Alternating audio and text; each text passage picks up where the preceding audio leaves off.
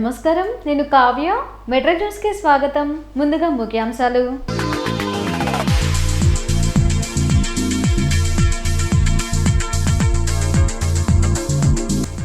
Diarrhoea అంటూ విపక్షాలు అసత్య ప్రచారం చేస్తున్నాయి. ప్రభుత్వం అధికారులపై బురద జల్లుతున్నారని మండిపడ్డ మేయర్ కావటి.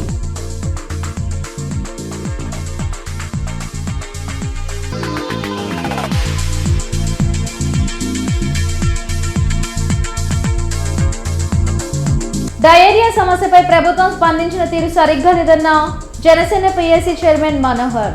జీజీహెచ్లో బాధితులకు పరామర్శ.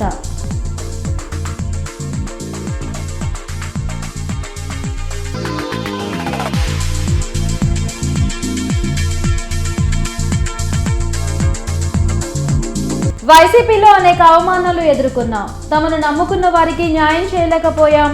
ఈ నెల 19న రాజకీయ భవిష్యత్పై నిర్ణయం. తాడిశెట్టి మురళి వెల్లడి.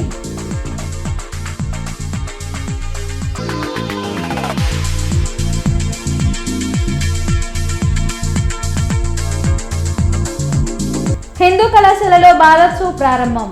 విద్యార్థుల్లో సృజనాత్మకతను వెలికి తీయవచ్చన్న ఎమ్మెల్సీ లక్ష్మణరావు.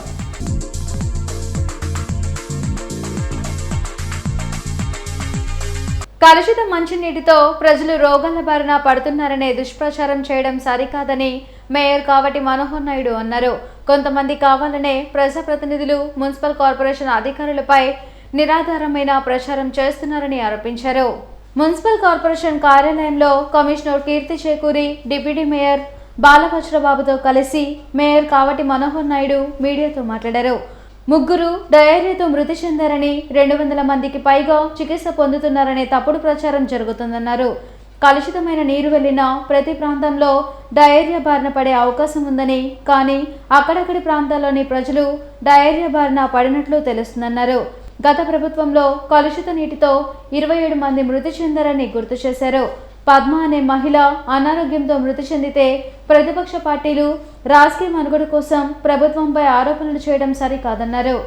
గత వారం రోజుల నుంచి గుంటూరు నగరానికి సంబంధించి మంచినీటి సరఫరాలో కలుషితమైనటువంటి మంచినీటి సరఫరా జరుగుతూ ఉందని, దానివల్ల ప్రజలు వివిధ వ్యాధులు బారిన పడతా ఉన్నారని చెప్పేసి కొన్ని రాజకీయ పార్టీల వారు, 1-2 పత్రికల వారు వివిధ రకాలుగా దుష్ప్రచారం చేస్తున్నటువంటి పరిస్థితి అందరికి కూడా తెలిసినటువంటి విషయమే. కానీ కొన్ని పత్రికలు, కొంతమంది సోషల్ మీడియా వాళ్ళు కొన్ని రాజకీయ పార్టీలకి కొమ్ముగాస్తూ రాష్ట్ర ప్రభుత్వంపై, అదేవిధంగా గుంటూరు నగరపాలక సంస్థ ప్రజాప్రతినిధుల అధికారులపై ఆధారాలు లేనటువంటి వివిధ ఆరోపణలు చేస్తున్నటువంటి పరిస్థితి చాలా దురదృష్టకరం.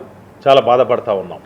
ఎందుకంటే క్షేత్రస్థాయిలో పరిశీలన చేసిన తర్వాత త్రాగునీరు కలుషితమైన దాఖలాలు ఎక్కడా లేవన్నారు.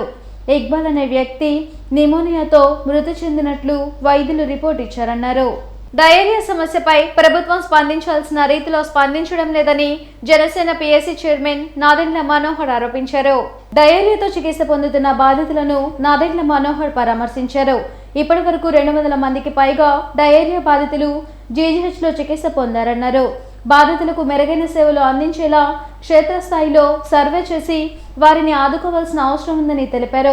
కలుషితమైన నీటితోనే సమస్య వచ్చిందని ఖచ్చితంగా అర్థమవుతుందని, సమస్యను పరిష్కరించేలా ప్రజాప్రతినిధులు, అధికారులు బాధ్యత తీసుకోవాలన్నారు. సమస్యపై ప్రభుత్వం పూర్తి స్థాయిలో స్పందించకపోవడంపై ఆయన ప్రశ్నించారు. రానున్న రోజుల్లో జనసేన బాధితులకు అండగా నిలుస్తుందని పేర్కొన్నారు మనోహర్. ఘటనపై సమగ్ర విచారణ జరిపి రిపోర్ట్ను బయటపెట్టాలని డిమాండ్ చేశారు. డయేరియా ప్రబలిందని ప్రతి ఒక్కరు కూడా ఆవేదనతోటి, ప్రభుత్వ ఆసుపత్రుల్లో చాలామంది, ప్రైవేట్ ఆసుపత్రుల్లో కూడా చాలామంది, అదేవిధంగా ఆ ప్రాంతాల్లో నివసిస్తున్న ఆర్ఎంపీలు కానీ డాక్టర్ల దగ్గర కానీ పాపం ఓపిక లేక అక్కడే వీళ్ళు వైద్యం తీసుకోవడం అనేది చాలా స్పష్టంగా ఈరోజు అర్థమవుతోంది. సుమారు 200 పైన అడ్మిషన్స్ జరిగినాయని, ఈరోజు కూడా 15 మంది వరకు కొత్త కేసులు వచ్చినాయి, నమోదైనాయని చెప్పి సిబ్బందితోటి మేము చర్చిస్తున్నప్పుడు చాలా స్పష్టంగా అర్థమైంది. జనసేన పార్టీ నుంచి మేము ఈరోజు ఈ పర్యటనలో ఒక ప్రయత్నం ఏంటంటే, ప్రభుత్వం స్పందించాల్సిన రీతిలో స్పందించడం లేదు. ఇటువంటి ఇబ్బందికరమైన పరిస్థితులు ఏర్పడినప్పుడు మానవతా దృక్పథంతో స్పందించాల్సిన మనస్తత్వం మరింత మెరుగైన వైద్య సేవలు అందించే విధంగా క్షేత్రస్థాయిలో హౌస్ హోల్డ్ సర్వే చేసి ఎక్కడైతే ఈ కేసెస్ నమోదవుతున్నాయో ఆ ప్రాంతాల వారీగా కార్పొరేషన్ సిబ్బంది వెళ్ళి వాళ్ళని ఆదుకోవాల్సిన అవసరం ఖచ్చితంగా ఉంది. వైసీపీలో మధ్యవర్తుల కారణంగా తనకు సరైన గుర్తింపు లభించలేదని ఆరోపించారు మాజీ డిప్యూటీ మేయర్ తాడిశెట్టి మురళి. ఫిబ్రవరి 19న తాడిశెట్టి కుటుంబాన్ని నమ్ముకున్న ఆత్మీయులతో సమావేశం నిర్వహించి తమ భవిష్యత్ రాజకీయ కార్యాచరణను ప్రకటించనున్నట్లు తెలిపారు. గుంటూరులో తాడిశెట్టి మురళి మీడియాతో మాట్లాడారు. వైసీపీలో తాను చాలా అవమానాలు ఎదుర్కొన్నానని, జగన్మోహన్ రెడ్డి కోసం వాటిని దిగమింగుకున్నట్లు చెప్పారు. సుదీర్ఘ రాజకీయ చరిత్ర ఉన్నటువంటి తాడిశెట్టి వెంకటరావు గారు మరి వారి సోదరులైన నేను 2004 నుంచి 2009 వరకు కూడా మా సోదరులు తాడిశెట్టి వెంకటరావు గారు ఈ గుంటూరు పట్టణంలో గుంటూరు 2 నియోజకవర్గానికి ఎమ్మెల్యేగా ప్రాతినిధ్యం వహించిన సంగతి మీ అందరికీ తెలిసిందే. అయితే అనూహ్యంగా ఇక్కడ ఉన్నటువంటి పరిస్థితులు, రాజకీయ వ్యవస్థలో ఉన్నటువంటి వాళ్ళని మధ్యవర్తులు అనాలో, మీడియేటర్స్ అనాలో, లేకపోతే జగన్మోహన్ తర్వాత ఉన్నటువంటి లేయర్ అనాలో, ఎవరైనా ఏదైనా కానివ్వండి, లేకపోతే దళారులు అనాలో కూడా నాకు అర్థం కాని పరిస్థితుల్లో మరి ఎప్పుడు కూడా మాకు ఎటువంటి గుర్తింపు ఇవ్వని పరిస్థితిని మేము గమనించాం.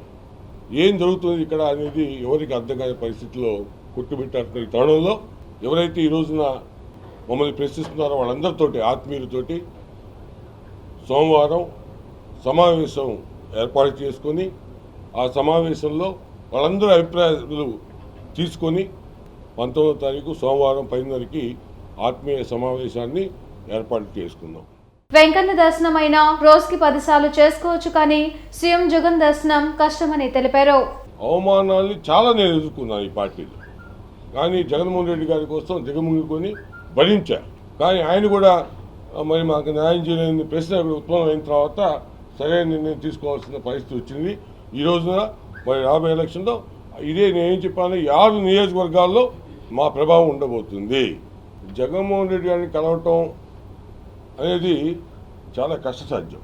వెంకటేశ్వర స్వామి గుడికి రోజుకి 10 దర్శనాలు చేసుకునే అవకాశం ఉంటుందేమో, కానీ సార్ దర్శనం చేసుకోవడానికి మాత్రం అవకాశమే లేదు.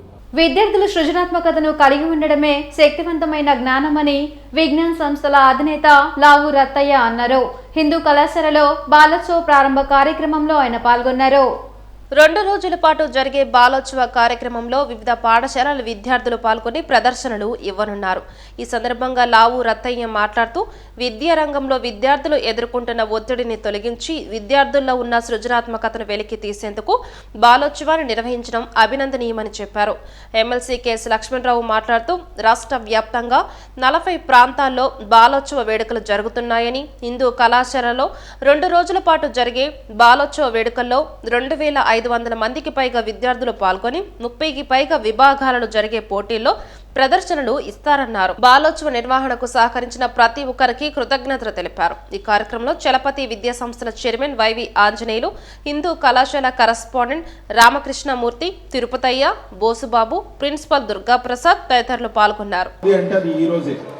ఎందుకు అనంటే రమారమి 100 సంవత్సరాలు 95-94 సంవత్సరాల చేసినటువంటి విద్యా సంస్థ ప్రాంగణంలో మీరు కూర్చు.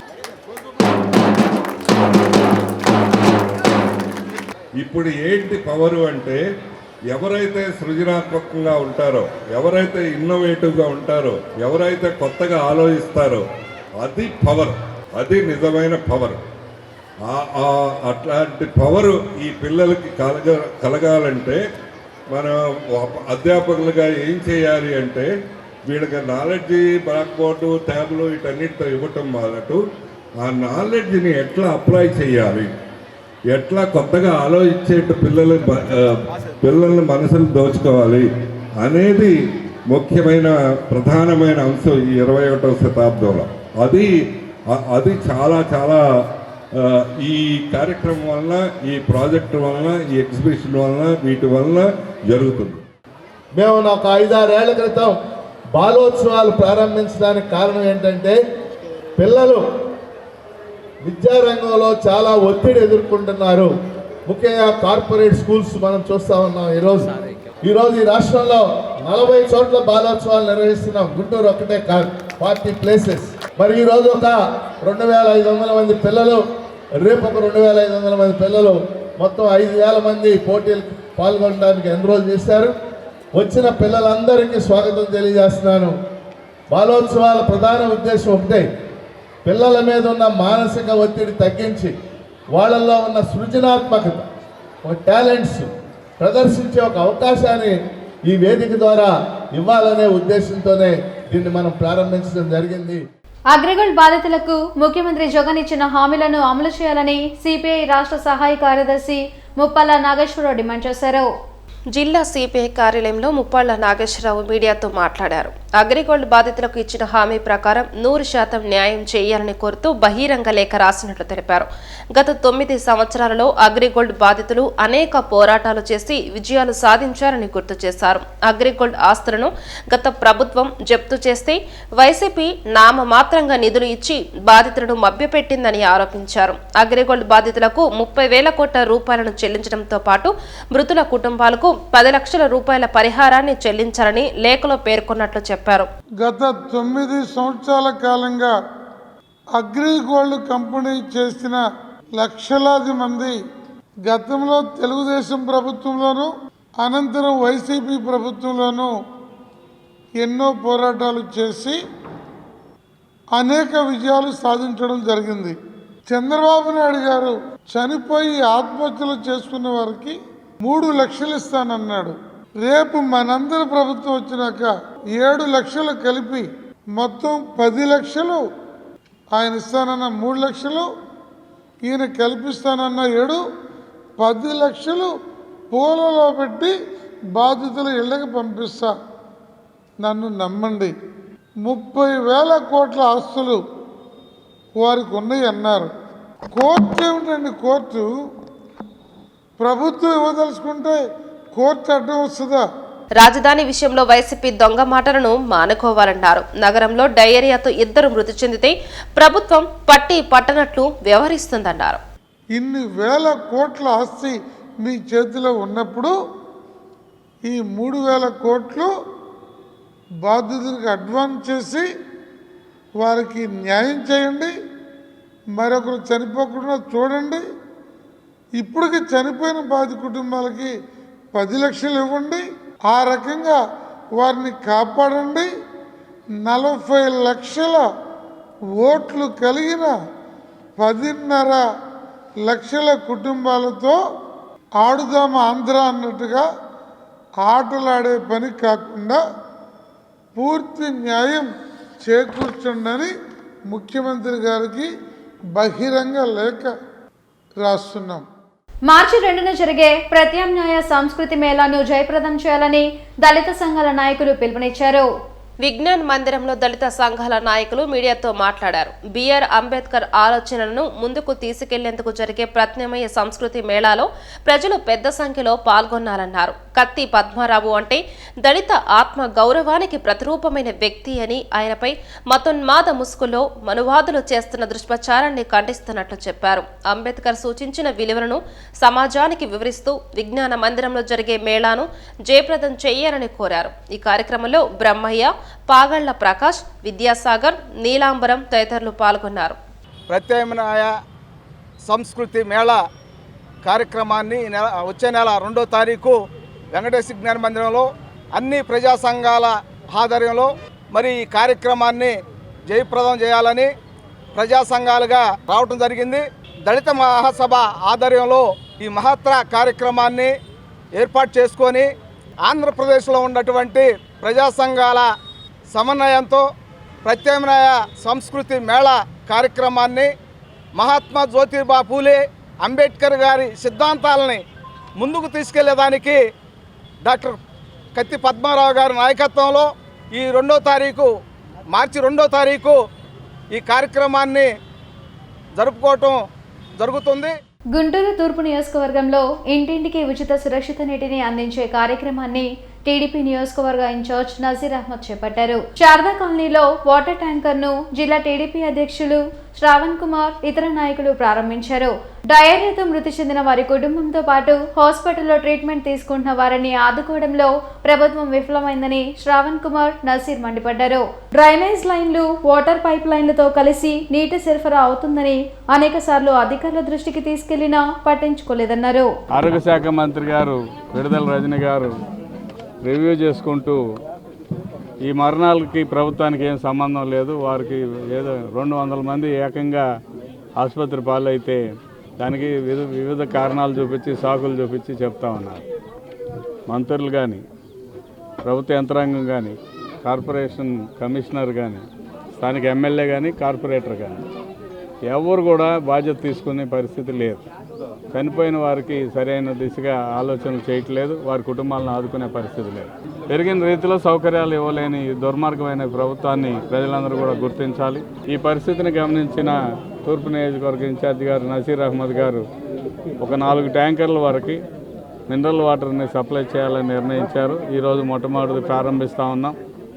ఎన్ని రోజులైతే ప్రభుత్వం కార్పొరేషన్ సరిగ్గా నీరు అందించలేదు అన్ని రోజులు కూడా ఈ కార్యక్రమాన్ని కొనసాగిస్తూ ఉన్నారు.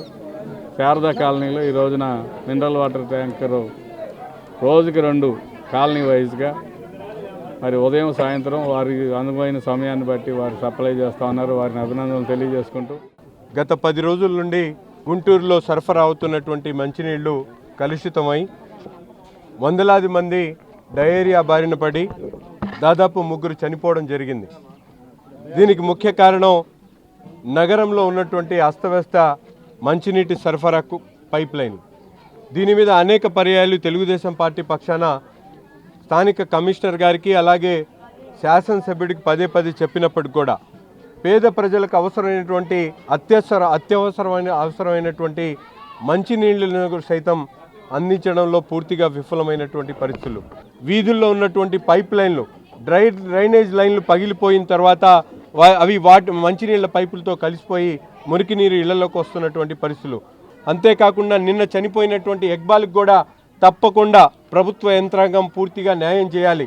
3 రోజుల్లో చనిపోయినటువంటి ఎక్బాల్ కుటుంబానికి 10 లక్షల రూపాయలు ఎక్స్గ్రేషియా ప్రకటించకపోతే మాత్రం మీ కార్పొరేషన్ కార్యాలయాన్ని ముట్టడి చేసేటువంటి కార్యక్రమం చేస్తాం. గ్రామ రెవెన్యూ సహాయకుల సమస్యల పరిష్కారం కోసం ఫిబ్రవరి 18, 19 తేదీల్లో విజయవాడలో రిలే దీక్షలను ఏపీ గ్రామ రెవెన్యూ సహాయకుల సంఘం చేపట్టనుంది. ఈ దీక్షలను జయప్రదం చేయాలని సంఘ రాష్ట్ర ప్రధాన కార్యదర్శి ఉమామహేశ్వరరావు కోరారు. బ్రాడీపేటలోని సిపిఎం కార్యాలయంలో ఆయన మీడియాతో మాట్లాడారు. గ్రామ రెవెన్యూ సహాయకులకు పే స్కేల్తో పాటు 2018 నుంచి రికవరీ చేసిన డిఏ బకాయిలు తిరిగి చెల్లించాలని డిమాండ్ చేశారు. సమస్యలు పరిష్కరించుకుంటే సమ్మె చేసేందుకు కూడా వెనకాడమని హెచ్చరించారు. డిఏ ఈ నెల నుంచి అమలు చేస్తున్నట్టుగా ఇచ్చారు. మేము ఈ ముఖ్యమంత్రి గారిని ఈ ప్రభుత్వాన్ని ఒకటే అడుగుతున్నాం, వారు తక్షణం ఆ రకంగా మా న్యాయమైన డిమాండ్ని పరిష్కారం చేయమని చెప్పేసి ప్రభుత్వానికి గత 4.5 సంవత్సరాలుగా మొరబెట్టుకున్న ఈ ప్రభుత్వం పెడచెవిని పెడతా ఉంది. మేము ధర్నాలు ప్రదర్శనలు చేస్తే కాకతాళీయంగా ముఖ్యమంత్రి గారు 500 రూపాయలు డిఏ ఇస్తున్నారు, అది మాత్రం ఇచ్చారు, చేతులు దులిపేసుకున్నారు. మరి జీతభత్యాల విషయం ఏంటి? ఇది మేము అడుగుతున్నది. ఈ న్యాయమైన డిమాండ్ల కోసం 18, 19 తారీఖుల్లో విజయవాడలో రిలే నిరాహార దీక్షలు నిర్వహిస్తూ ఉన్నాం. కనీసం మమ్మల్ని చర్చలు పిలవండి, చర్చలు పిలిచి మా సమస్యలు పరిష్కారం చేయండి.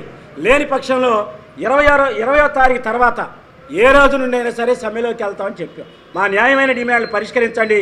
లేని పక్షంలో మేము సమ్మెకి వెళ్తే ప్రభుత్వానికి రాబోయే నష్టం కానీ ఇబ్బందులు కానీ దానికి పూర్తి నైతిక బాధ్యత ఈ రాష్ట్ర ప్రభుత్వం వహించాలని చెప్పేసి ఆంధ్రప్రదేశ్ గ్రామ రెవెన్యూ సహాయకుల సంఘం తరఫున ఈ రాష్ట్ర ప్రభుత్వాన్ని హెచ్చరిస్తా ఉన్నాం. అభ్యుదయ మహిళా కళాశాల ఆధ్వర్యంలో ఫ్యూజన్ ఫెస్ట్ 2024 జరిగింది.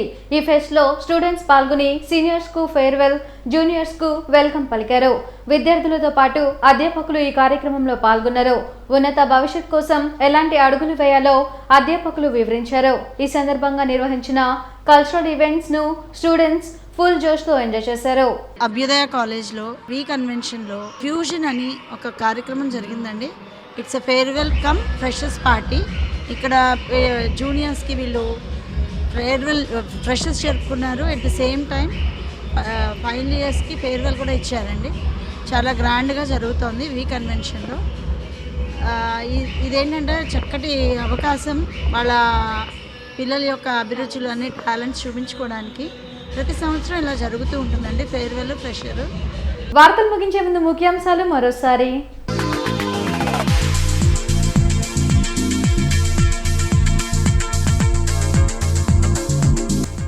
డయేరియా అంటూ విపక్షాలు అసత్య ప్రచారం చేస్తున్నాయి. ప్రభుత్వం అధికారులపై బురద జల్లుతున్నారని మండిపడ్డ మేయర్ కావటి.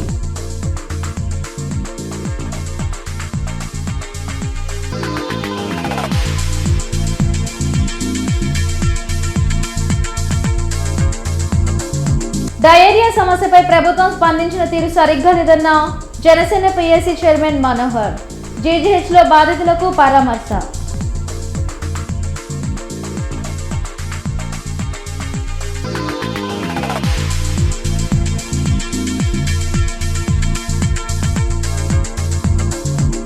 వైసీపీలో అనేక అవమానాలు ఎదుర్కొన్నాం. తమను నమ్ముకున్న వారికి న్యాయం చేయలేకపోయాం. ఈ నెల 19న రాజకీయ భవిష్యత్పై నిర్ణయం. తాడిశెట్టి మురళి వెల్లడి.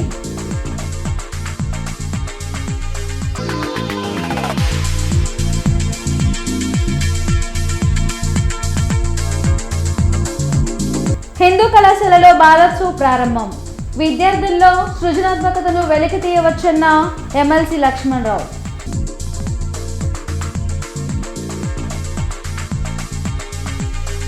ఈ వార్తలు ఇంతటితో సమాప్తం. నమస్కారం.